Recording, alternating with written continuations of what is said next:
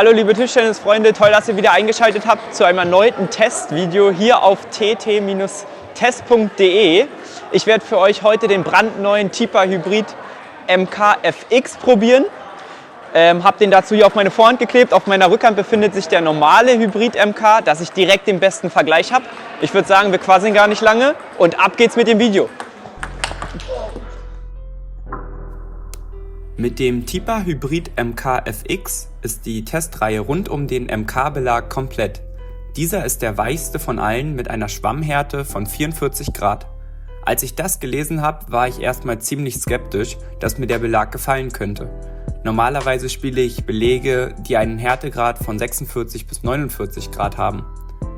Der Belag ist ab 54 € in den Schwammstärken 2,0 und maximal in den Farben Rot, Schwarz und Pink zu haben. Ich teste ihn hier für euch in Schwarz und maximal auf dem Innerforce ALC Holz. Und damit genug der einleitenden Worte. Jetzt wird getestet. Die Grundschläge, das heißt Konter- und Topspin-Bälle, waren ein Traum. Ich bin wirklich beeindruckt, wie viel Kontrolle ein Belag haben kann. Egal wie viel Power ich in den Topspin hineingebe, der Ball bleibt immer kontrolliert. Nach kurzer Zeit war ich mir sicher, das ist der kontrollierteste Belag, den ich je gespielt habe. Dieses Gefühl hat sich beim Blocken bestätigt. Die Kontrolle ist echt beeindruckend. Es gibt Belege, bei denen man beim Blocken immer hofft, dass der Ball irgendwie auf der gegnerischen Hälfte aufkommt. Beim MK Hybrid FX konnte ich die Bälle ganz präzise blocken. Man muss sich nur bewusst sein, dass man bei jedem passiven Ball immer Impulse gegen den Ball geben muss, da die Eigendynamik des Belags sehr gering ist. Verglichen mit den anderen MK-Belegen habe ich das Gefühl, dass der Belag nochmal deutlich mehr Spin annulliert, obwohl sie dasselbe Obergummi haben. Leider wäre es zu schön, um wahr zu sein, wenn der Belag nur Stärken hätte. Die Haltbarkeit, wie auch bei dem normalen MK und dem MK Pro, ist eher unterdurchschnittlich. Bereits nach 2 Stunden Training sieht man die ersten Abnutzungsspuren. Für wen ist denn der Belag jetzt meiner Meinung nach geeignet?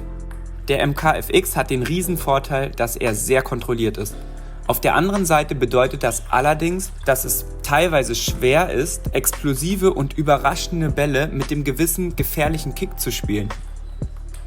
Ich persönlich habe gemerkt, dass meine Schläge zwar an Sicherheit gewonnen, dafür aber an Qualität und Gefährlichkeit verloren haben.